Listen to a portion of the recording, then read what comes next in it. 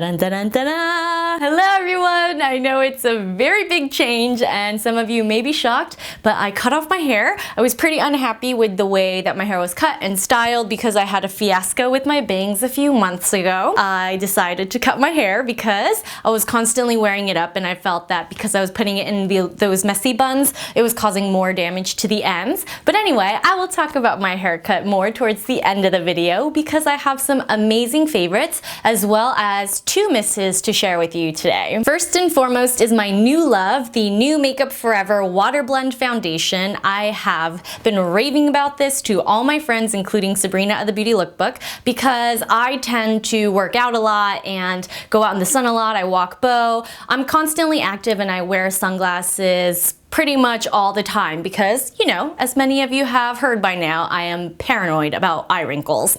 So I have been searching for a foundation that doesn't give me, you know, those marks and disrupt my base makeup when I wear sunglasses. And it's hard to find a waterproof foundation that doesn't feel cakey or chalky and suits my skin tone, my warm skin tone. I'm a bit tan at the moment, so I've been mixing in the water blend Y305 and Y405, and it's the perfect mix. Now I like my foundation a lot sheerer than I used to. I actually think sheer to medium is about the max where I'll go because I simply use concealer to hide my imperfections and create a really more natural looking base. So because my preferences have changed so much, so have my foundation formulas. But this water blend is as good as it gets for me and it lasts all day. It doesn't really smudge at all until about hour 10 or so, and that's including working up a sweat while walking my dog. It's easy to apply. I just kind of like slapdash apply it with my fingertips, and then sometimes if I want to look a little bit more polished, I'll go ahead and tap it in using the dry ellipse sponge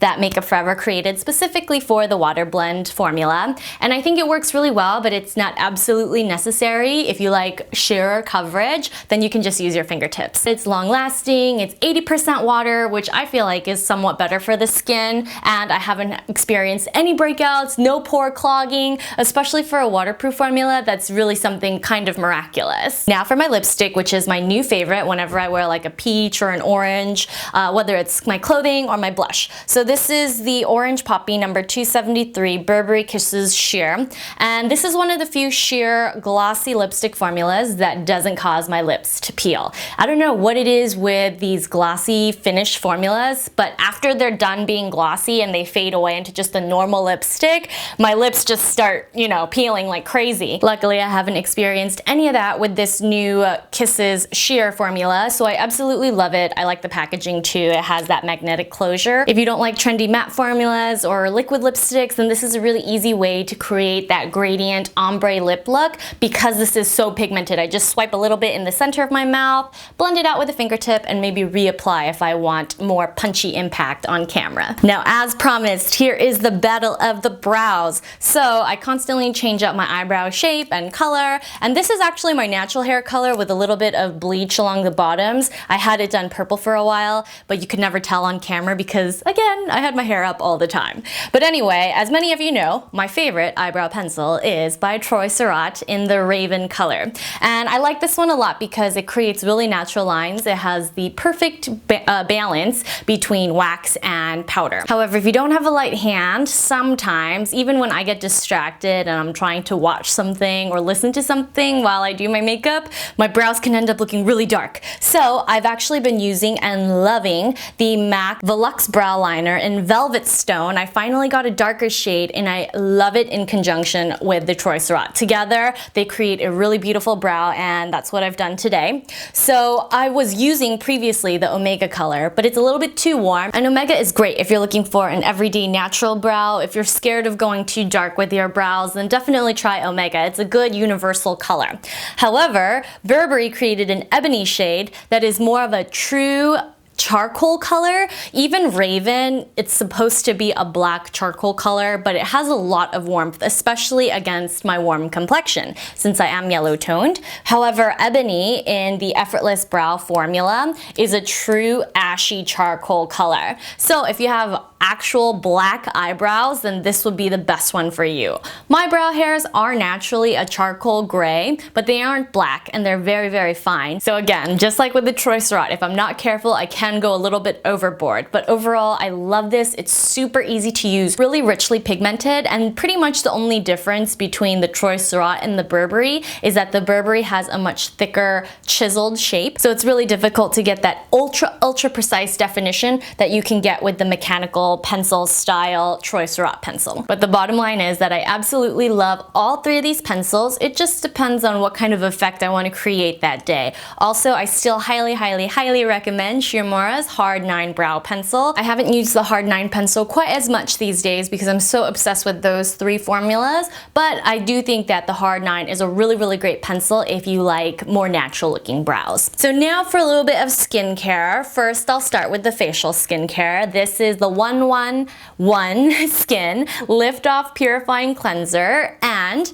I wasn't in love with this cleanser until I finished the bottle, and then I realized, oh my gosh, I'm out of it. What am I gonna do? So this is a little different because you're supposed to use this on moist skin. I actually find that this is one of the very few cleansers that actually helps melt away my Armani waterproof mascara, and that stuff really sticks to the lashes. It doesn't move. It's my favorite mascara in this entire universe, and I refuse to use anything else at this point. But it is hard to take off, and the 111 Skin does a pretty darn good job. It's gentle, it doesn't emulsify very much, so you don't get that really drying, squeaky clean cleanser feeling, but I highly recommend it. I think it's one of the best cleansers I've ever used, and I will say that again and again about the 111 Skin Eye Gel, as well as their Aqua Booster, which I featured fairly recently. I just love 111 Skin products. They are pricey, but they're definitely worth the splurge. I find that their products just perform so well. The packaging isn't really fancy or anything,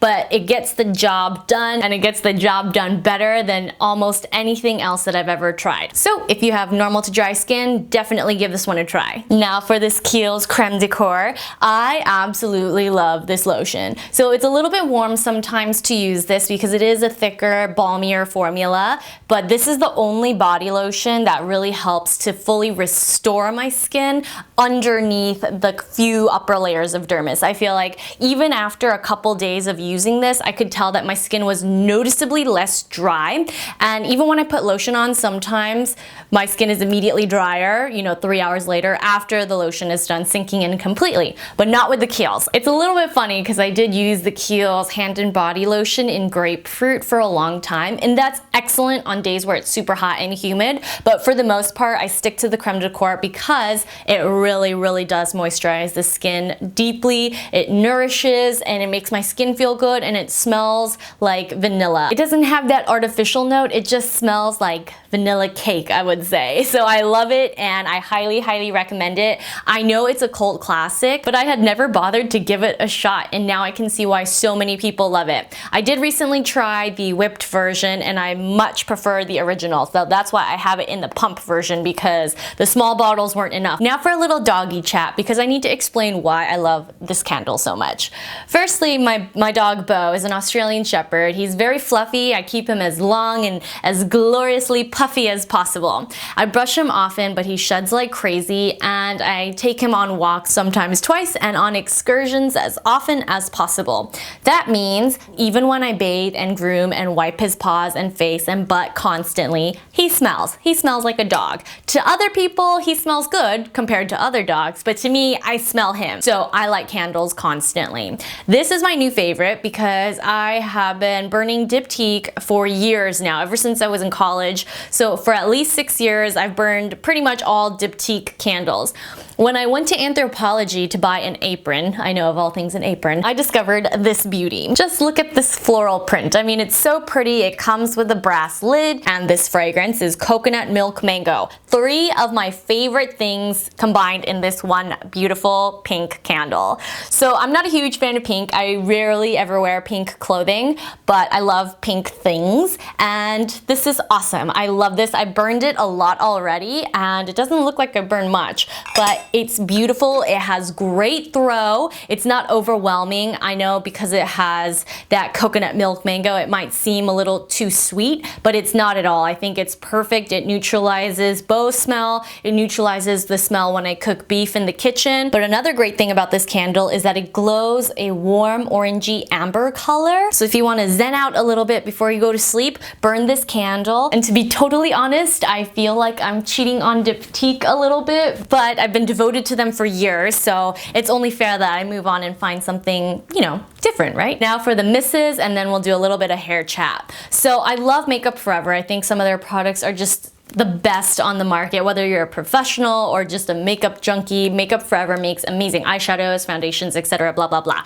Okay, but their excessive lash mascara, even though it holds curl well, it flakes at the end of the day. Actually, for me, it flakes in the middle of the day. And because I wear contacts, I do find that irritating. It's a great mascara if you don't really have issues with flaking, but sometimes I rub my eye and then Beau's hair kind of flies into my eye every now and then. So when I try to pick out the hair, the mascara will come with it. And my eyes are dry and sensitive already, so I try to find waterproof mascaras that are the least irritating and the least flaky, but still effective, you know? So even though I do like it, I can't recommend it to those who are contact wearers. Now for the big miss. When I was at Anthropologie buying my beautiful pink candle, I decided to buy these right before I hit the cashier.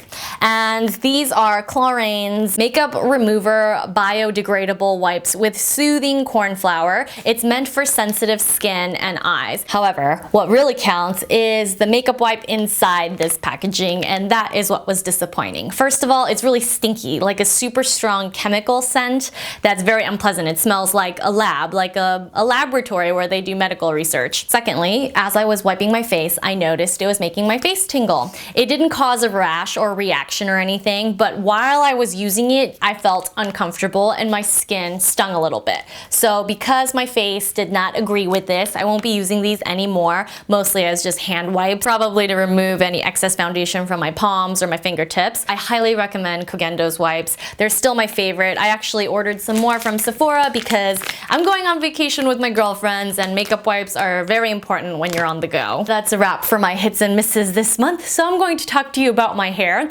I actually decided that I wanted to cut my hair off because number one, I was unhappy with the cut and styling and color. Secondly, I want my bangs to grow out as quickly as possible, but as I age, I find that my hair does not grow back nearly as fast as it used to. So I decided if I cut my hair really short, then my bangs will look a little bit longer, and when everything grows out, it will look more even. So that's the goal right now. It's a little bit fluffier and more voluminous right after I've styled it. I did go out to run some errands and I left the windows down instead of using the air conditioning. So that did ruin the styling that I had put into it, but I feel liberated. I think a lot of my girlfriends, you know, some of them went short and then they are long again, but it gives you this freedom. It feels really comfortable.